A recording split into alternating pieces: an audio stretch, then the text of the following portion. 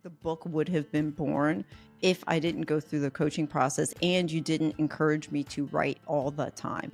Like, I was just journaling so much every day, writing something, whether it was in physical form or whether it was typing it. And a lot of what I was writing and processing is what produced the book. Constructing your life is about much more than just building a bank account. Each week, join mindset coach Austin Linney as he interviews guests who are constructing their dream lives and impacting the world around them on a daily basis. If you're an entrepreneur or wanting to start a business, or you just want to hear motivating stories of how others have overcome the odds, you are in the right place. And now for your host, Austin Linney. Welcome, guys. Miss Sue's in the house. How are you doing? I am doing well, Mr. Austin. Thank you for having me. I'm so excited. So, how dare you think that you could write a book? I don't even know how you got that wild idea in your head, but that's what we're here to talk about today. I think it has something to do with my coach. So, guys, so the whole time she's going to try to praise me, I'm going to try to deflect the entire time. So, it's like the Matrix out here because she gets all the credit. So, tell people a little bit about your backstory, kind of that whole thing, and we'll kind of get started from there. Yeah, I hate that question because when you're, I really do, because when you've lived over a half a century, you know, it's like, how do you condense it into 30 seconds? Yeah. You can't. Yeah. And I really did think about this because I knew you were going to ask me. And you're like, who am I in a nutshell? Well, let's see. Since I started coaching with you, that was 14 months ago. And I know you're going to deflect it, but I'm going to say it anyway. In that 14 months, I have changed my career dramatically. I moved halfway across the country. I ramped up my podcast. I joined a 10-month-long coaching program. I wrote a book. I'm in the process of getting divorced. And I became anti-fragile. And you know what? I don't regret any of it, which is a big change from who I used to be. So I don't know. Minimal stuff. Just a couple things. Yeah. And I did a bulk of those actually all at the same time, which from what I realized or what people have told me, they're like, people just don't do that. And I'm like, well, I did. I didn't even think twice, move halfway across the country, quit your job and get divorced. I mean, like, it's like, what can I say? Oh, in the process of producing a book. So before we get into the book, what do you think is the top lesson you learned about yourself in that time? The top lesson? You mean through the whole coaching program? Oh, no, just in general, as you sit today. Yeah. I can do more than I think I can. I'm more resilient than I gave myself credit for. And do you think, switching in a different seat now as you're writing this book for other people, is that kind of the message that you're hoping to get across with the book? Yeah, it is. My main message is that you can change. If you don't think you can change, you can. And for the longest time, I thought I was stuck. And when I realized that it's really the story that I tell myself and my life is 100% my choice, that was a big game changer. But it's not like it happened overnight, and it's not like I remembered it right away. Like, some things happened overnight, and then other things, and we found this out coaching together. It was just some things you just had to tell me again and again and again because for whatever reason, it didn't stick. It's not that it wasn't true. It's just that it didn't stick. And I think I learned that and it's true for other people that you meet too. It's not always a one and done. We think we should talk to people and they should remember exactly what we say the first time and be able to retain that information. And that's not always true. I mean, sometimes we need a reminder, Here's a simple kind of explanation of that. So like, when you need a drink of water, you go to the sink and you get a drink of water. When you drive home from work, you just drive home from work. You stop at the stop signs. Like, these behaviors and the beliefs that we have about ourselves are ingrained subconsciously. And everybody knows the stat, but 80%, 90% of what we do is based on your subconscious behaviors. Sure. And so the repetition is not a pattern that is easy to knock off. And so you have to keep hitting it. But what happens is that I think people create a self-awareness level. And then when you create the self-awareness, then you can fix it, right? Because Yeah. not it's the same by any means. But the number one question that addicts ask me is when am I going to stop craving it? Mm-hmm. Like that's the number one thing. And it's like, it's the same thing when you're trying to change who you are. Like, when is this damn change going to take place? Yeah. Well, I am done with this. Yeah. Well, the one thing you said was self-awareness. I think that was the other biggest takeaway, or the biggest transformation for me, was becoming very, very self-aware to the things I was saying to others, to what I was saying to myself, to my actions, down to even it's funny, like even the food I was eating or the behaviors that I had, just as more of a not to mention the word, not to say the word again, but this self-awareness where it's like, wait a minute, it's not on autopilot. It takes a little bit more mental energy to think about what you're going to say before you say it. I still struggle with it sometimes, but now I pause, I slow down, and I tell myself, and I remember that my words are critical currency. My words do matter. How I perceive a situation or how I talk about a certain person does matter. And that was another, I mean, I had lots of big takeaways coaching with you. And then out of that, I did write the book. I had a lot of realizations through that. And, but the biggest one was that what I tell myself really matters. And it's not what other people think. It's what I think about myself, what I tell myself. And that was a big, big shift for me. And when you embark on writing a book or telling your story, you have to be comfortable, I guess, for the most part, of revisiting maybe stories that you probably kept locked inside for quite a while. Yeah, I did. Yeah. And how's that? I mean, how's that experience? Because I believe personally that everybody has a book in them, at least one, even if they don't sell it. Yeah, I think so. The process of working through that was surprisingly cathartic. I was really surprised. And, going back to your coaching, I don't think the book would have been born if I didn't go through the coaching process and you didn't encourage me to write all the time. Like, I was just journaling so much every day, writing something, whether it was in physical form or whether it was typing it.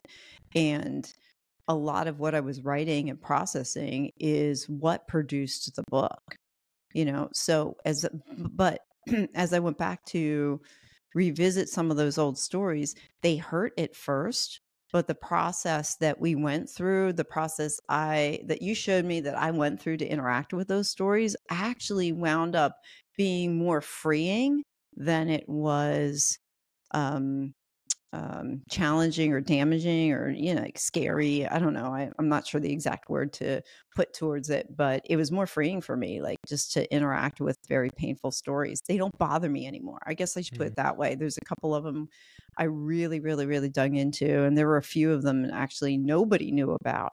And to write about those, to interact with those stories, actually allowed me to release them. And now they don't have the same hold over me that they used to. And when you're, what is your, journaling is something that everybody says they should do, but what is your advice to somebody that's maybe toyed around with it or can't get it right? Like, what's your advice to somebody? Well, the one thing you said, you quote unquote can't get it right. There's no right or wrong way to journal. So I think that's really personal. If you don't have time to do it, I would say you have time. You just have to make it a priority and find it, even if it's 5 minutes a day, to sit and write something down on paper. Just because of all the things going on in my life right now, I don't journal as much as I would like, but I still have my journal out on my desk. And when I have 30 seconds to jot something down, I will jot something down.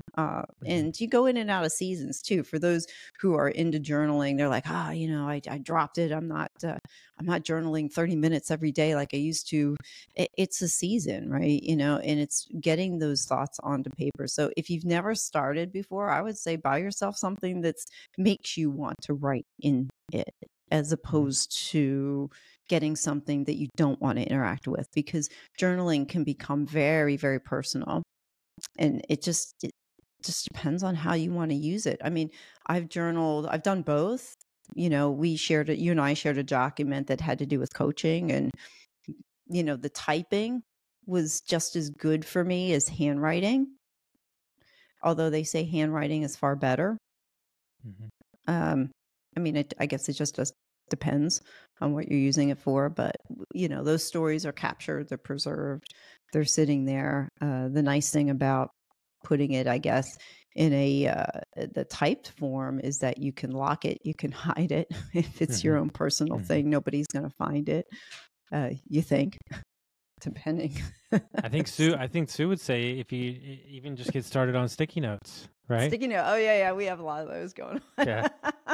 So you know what I'm saying? I think that a lot of people, I think they judge, what it is or what it isn't, when it comes to working out or journaling or meditation or ice baths or all this stuff. Oh my God, stop comparing yourself to somebody else. That's what that is. Just do it. Yeah, just do it. That's comparison. I mean, don't get stuck in the comparison trap. Oh, she journals for 10 hours a day. I can't journal for that long. Well, who gives it? Like, who cares? Because if you're not getting it out on paper, then it's going to be stuck in your head. And if it's stuck in your head, it's going to be stuck in your mind. Yeah, and you make a good point there. When I started getting especially the harder stories out and putting them on paper and interacting with them, you're right, it got out of my mind. And that's a big, big deal. To release that. You don't have to interact with it anymore in that capacity. So good point. Is there a story, and I know I don't want you to give them all away. Is there a story or something that sticks out to you most out of the book? Oh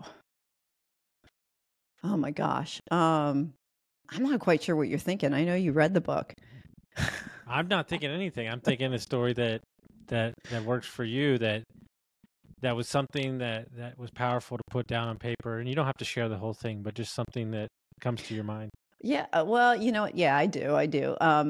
It was a story where the kids, I think it was in first or second grade, and the kids had pushed me off of this jungle gym thing.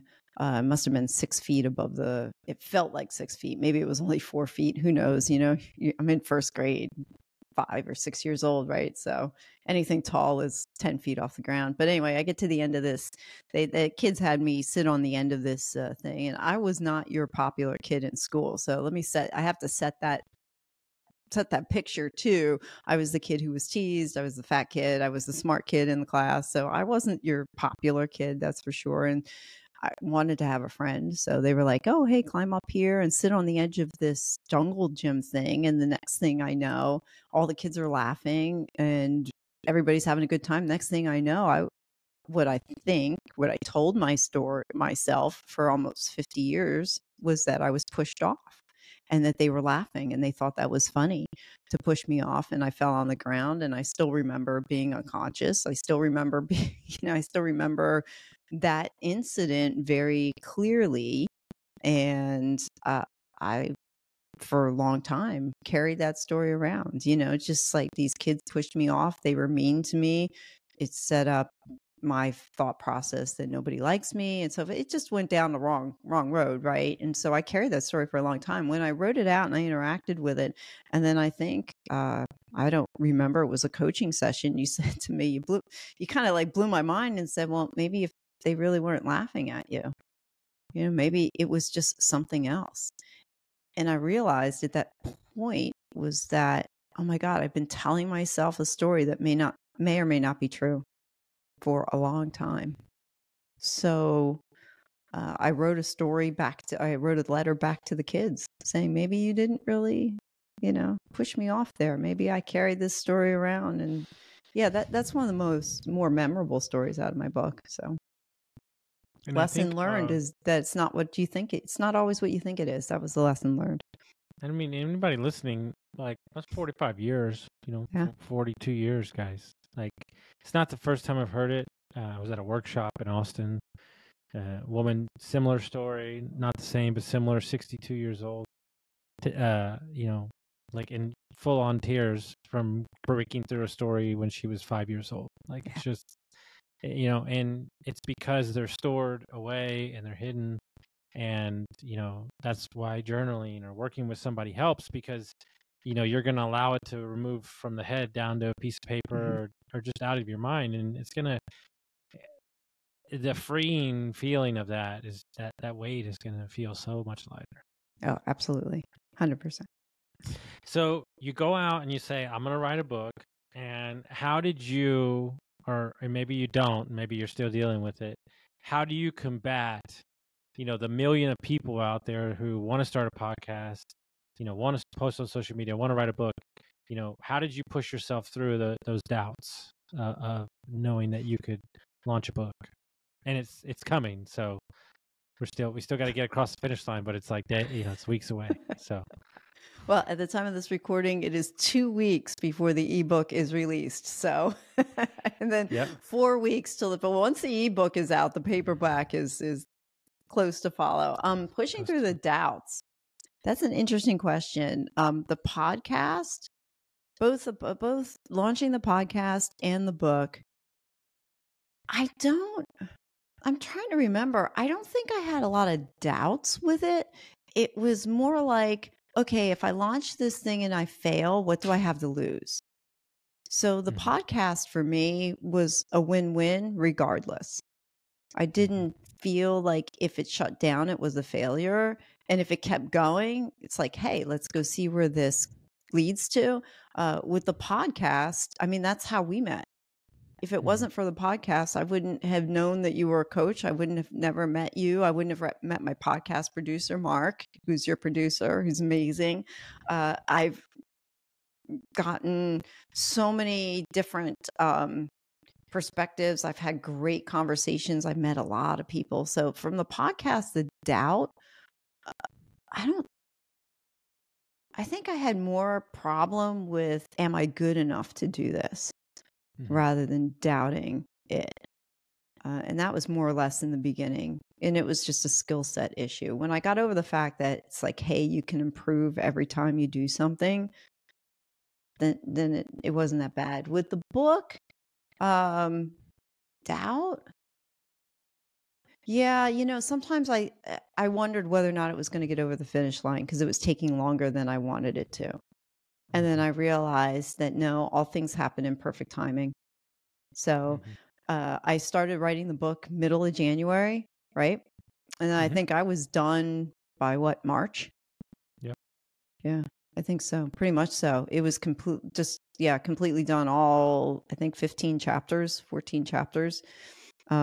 The way that it's going through, it's about 170 pages when it comes out. And I went through a little bit. I doubted whether or not it was going to get over the finish line. And then I thought, well, I told myself, you know what? This book isn't for me. If I help one person, then it was worth it. Same thing with the podcast. I don't have a very large following for my podcast at the moment, but there are maybe 40 faithful people that listen. And if those 40 people are helped and they enjoy it, and every once in a while I get to get a text, it's like, hey, I love your podcast interview with so-and-so. It's like, then, okay, that makes it worth it for me. So I don't doubt that much anymore.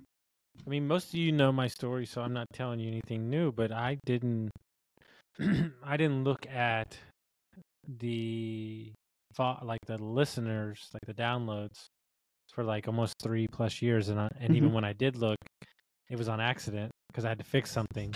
I was really mad that I looked. But what was the number?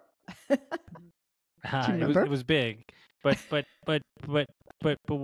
not the point. The point is that when I got started, I met my producer and I said, look, don't, for the life of me, don't tell me. Like, I don't, like, that's not why I'm doing it. So, like, I'll get caught up in the numbers. And one time I begged him, to tell me, like 6 months. Like I was like, dude, tell me, or like you're gonna get fired. And he's like, dude, whatever, you told me. Uh, he said, all I can tell you is that it's going up and to the right. Yeah. And I wish we would judge our lives more on up and to the right. Mm-hmm. And when you put out content and you put out this book that you're putting out, like I think it's so cool that somebody could pick it up 20 years from now and it could like change their life, or like they could pick up a podcast episode 20 years from now. Like that's the point of content. Like it's a Mm-hmm. vault of where you were. And what I find even more fun is like you and I can do this interview now, and then we can do the interview in 2 years, and like to see where you are, where you came, like my friends that come on, like that's fun to me. And I think if more people took that tactic, they wouldn't get so stressed out when you're just putting stuff out, man. Yeah. Yeah. And you take a 40-year time horizon on it. I think that was the other thing that blew my mind. I really appreciated when you told me that the one time, because I live life with urgency, right? I got to get something done right now, and it has to be accomplished right now. And you said to me, well, why don't you just put it on a 40-year time horizon? And that was really freeing, to be honest. And I realized, oh, wait a minute, I can accomplish all those things I want to accomplish. I just don't have to do them right now in the next 6 months. I could take a little bit longer to do it. So lay us out the book a little bit. Give us a brief overview, kind of explain what's the name, all that kind of stuff. Oh, yeah. All the fun things that go with that. So the book is called Small Steps, Big Wins, after my podcast. And the gist of the book is that I walk through post-traumatic growth. And we hear a lot about trauma. We don't hear as much, I don't hear a whole lot about post-traumatic growth. And trauma is an interesting word. It's an interesting experience. It means different things to different people. What I didn't realize was that trauma can actually be a positive thing. And I learned about post-traumatic growth from a couple different sources, but really basically what it is you have a series of events that happen to you that they have certain outcomes, right? And that out of your trauma that you had, positive things occur. So the second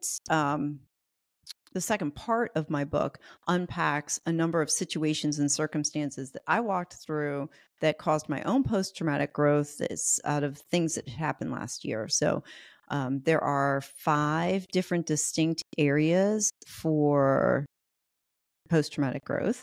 One is personal strength. Another is appreciation for life. The third is relationship with others. The fourth is spiritual or existential changes. And the fifth is new possibilities. And all 5 of those have been documented. There's a couple guys, Tadici and Moore, I believe I'm pronouncing it correctly, about 30 years ago, did research on post-traumatic growth.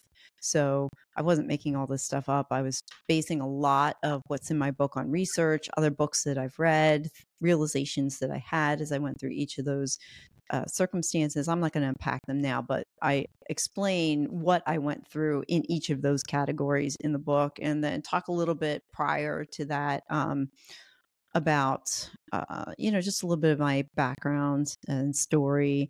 And pretty much a lot of it has to do with my coaching interaction with you and how we've, things that you and I have talked about and how you've helped me really gain this amazing level of self-awareness that I never had before. So that's the simple answer, but there's more to it than that. And just in going through the process of story work, which is what you're also trained in and what you had helped me do, that process to interact with all of my stories. And that's also in the book outlined how you can use your stories using the process of story work to work through them.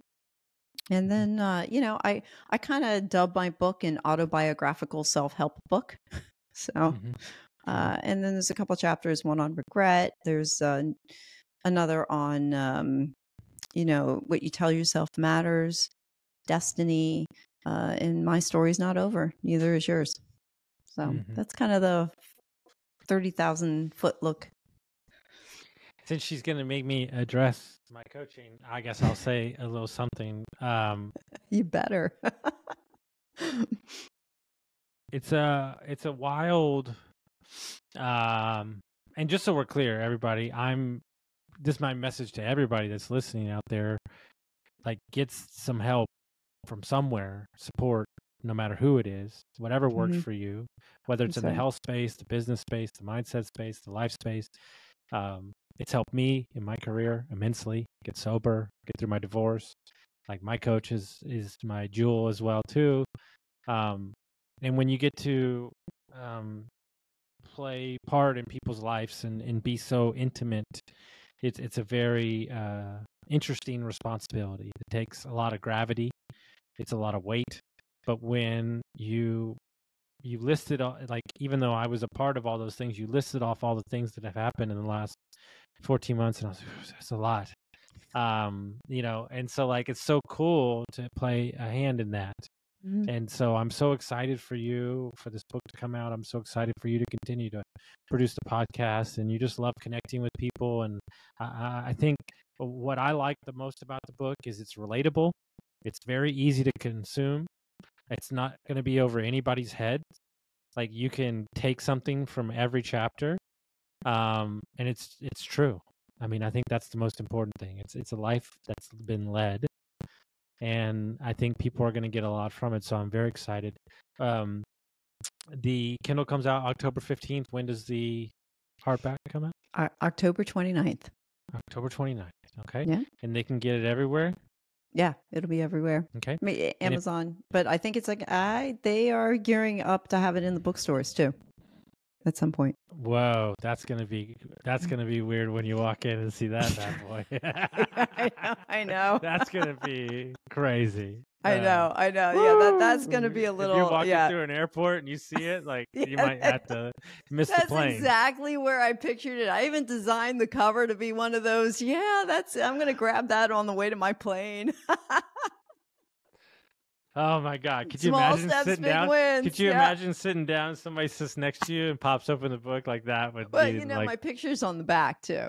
Oh, that'd be Lose It Central right there. Yeah, I know.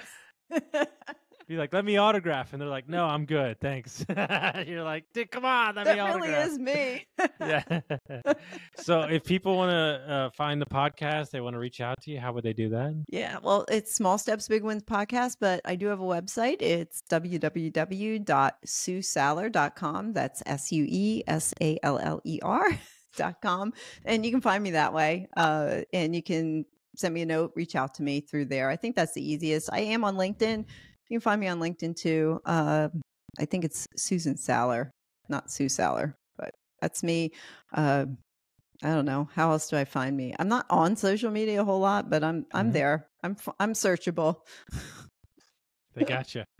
Guys, if you like this episode, send it to a friend. Go out and grab Sue's book, and we'll see you next time. Guys, let me take a minute to tell you about my buddies over at Lead Hub, Ben and Aaron, the best humans I know. Not only are they amazing at marketing for trade companies, but Ben started his HVAC company in his garage, sold it for multi-million dollars. So when this guy talks, I listen.